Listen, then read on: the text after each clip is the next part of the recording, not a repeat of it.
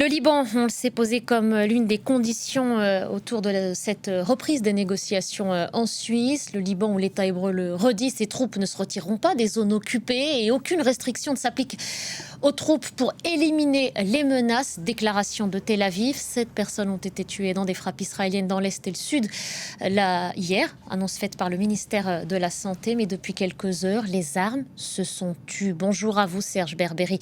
Vous êtes à Beyrouth, vous l'avez constaté et observé ce calme qui dure depuis plusieurs heures, depuis hier, même milieu d'après-midi. Est-ce qu'il faut espérer pour autant, Serge, que cela signifie que la trêve annoncée il y a 48 heures entre le Hezbollah et Israël soit respectée ? Tout à fait, Nabia, et ce qui frappe aujourd'hui au sud Liban, c'est justement ce calme précaire. Depuis hier, 16 heures, heure de Beyrouth, il faut le préciser, eh bien, les armes se sont tues.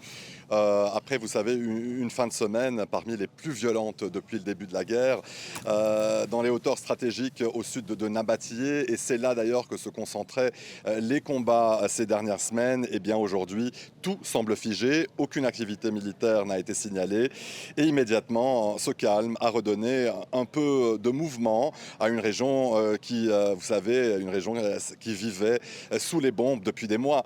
Les déplacés commencent à revenir, mais avec énormément de prudence. D'ailleurs, plusieurs municipalités du Sud-Liban ont demandé aux habitants de ne pas se précipiter. Et l'armée libanaise, elle appelle aussi à la vigilance à cause de nombreuses munitions non explosées. Alors aujourd'hui, les habitants du Sud-Liban découvrent l'ampleur des destructions dans leur région. Et d'ailleurs, les vidéos qui circulent sur les réseaux sociaux sont particulièrement bouleversantes.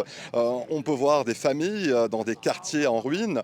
Ils tentent de reconnaître un immeuble, ils tentent de reconnaître peut-être leur boutique, leur commerce, une façade. Beaucoup découvrent aussi qu'ils ont tout perdu. Et au fond, ce qui marque le plus, vous savez, aujourd'hui aussi, ce ne sont pas seulement ces ruines, ce sont aussi ces visages figés, des visages figés devant ce qu'il reste de leur vie d'avant, des habitants qui cherchent un repère dans un paysage qu'ils ne reconnaissent plus, et les images sont vraiment choquantes, vous savez. Mais aussi, ce qui est peut-être aussi bouleversant aujourd'hui, ce sont aussi ces autres images des familles qui enterrent leurs morts.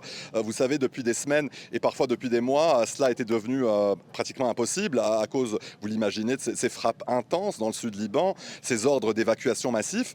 Certains corps avaient été enterrés provisoirement dans l'attente d'un moment comme celui-ci.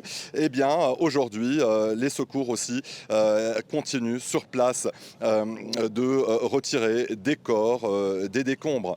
Alors, vous comprenez aussi que personne vraiment aujourd'hui au Liban, tout le monde espère en tout cas un calme qui s'installe, mais tout le monde ne croit pas à la fin de la guerre ici à Beyrouth et aussi au sud Liban. L'armée israélienne reste présente dans cette zone de sécurité au sud Liban. Il n'est pas question pour l'heure d'un retrait israélien. Les autorités israéliennes l'ont répété à plusieurs reprises et les messages des hauts responsables israéliens eh bien, sont très clairs. Si le Hezbollah reprend ses attaques, eh bien, Israël répondra avec force. Merci beaucoup, Serge. Serge Berberi en direct de Beyrouth pour France 24.